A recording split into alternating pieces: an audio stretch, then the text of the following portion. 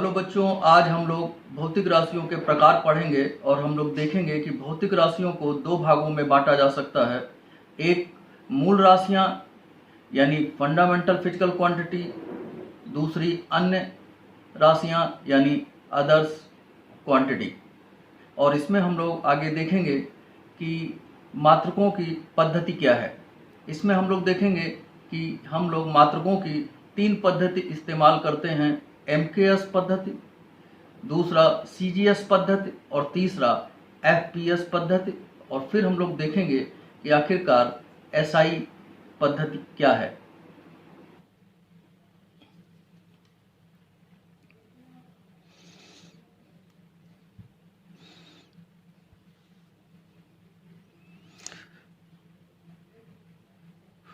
तो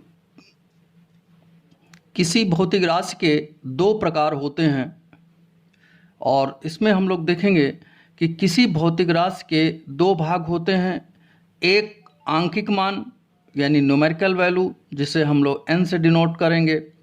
दूसरा भाग मात्रक होता है जिसे हम लोग यूनिट कहते हैं और इसे हम u से डिनोट करते हैं। इसका मतलब भौतिक राशि फिजिकल क्वांटिटी को हम लोग लिख सकते हैं p बराबर आंकिक मान इंटू मात्रक। आंकिक मान को n से डिनोट करेंगे, मात्रक को u से डिनोट करेंगे, तो p बराबर लिख सकते हैं p बराबर n इंटू यू। जैसे कमरे की लंबाई 3 मीटर है, यहाँ n 3 है, यानी आंकिक मान 3 हुआ और u मतलब इसका यूनिट मीटर में है।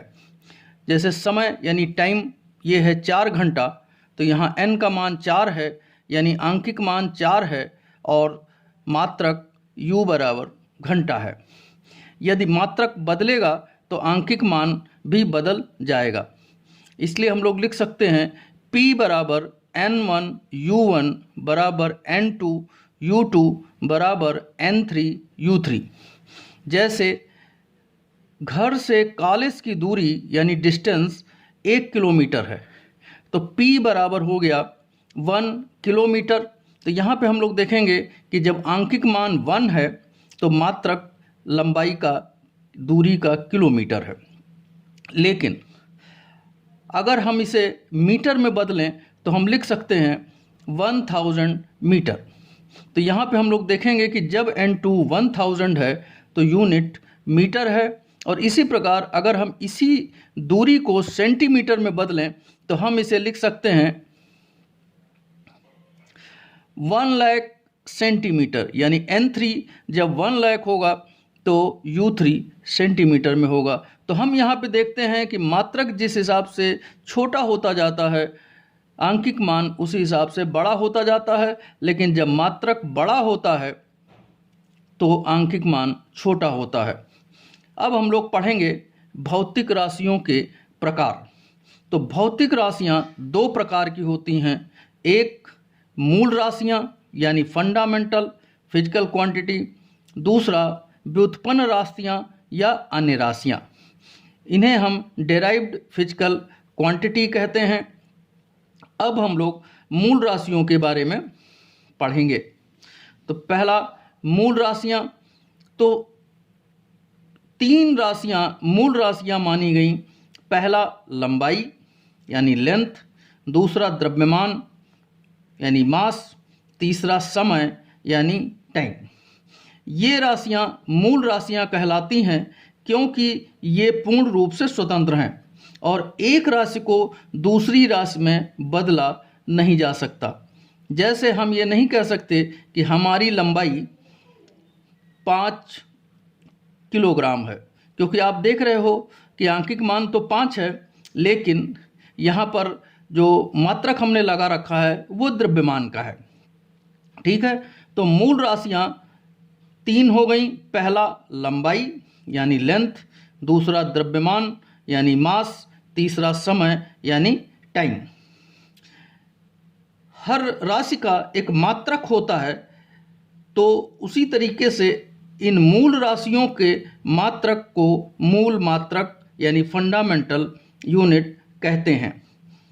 तो मूल राशि लंबाई का मात्रक मीटर, द्रव्यमान का मात्रक किलोग्राम और समय सेकंड।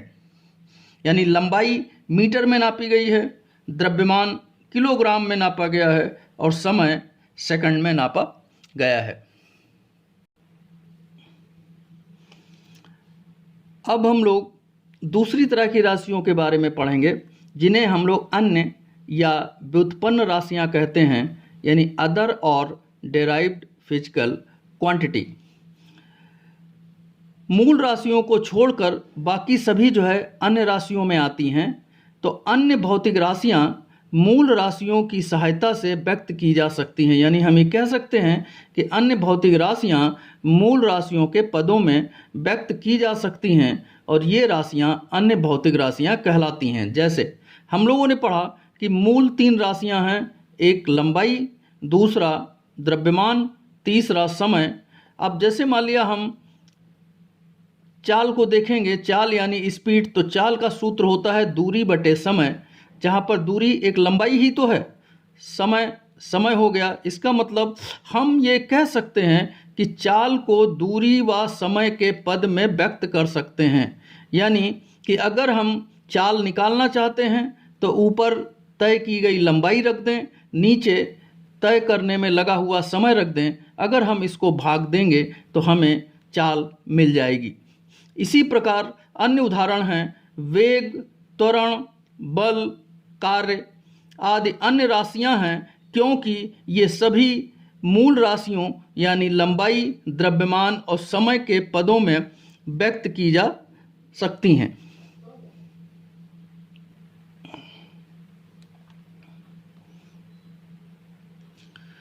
व्युत्पन्न राशियों के मात्रक व्युत्पन्न मात्रक कहलाते हैं, यानी डेराइव्ड यूनिट। जैसे अगर हम चाल का मात्रक निकालना चाहें तो चाल बराबर होता है दूरी बटे समय।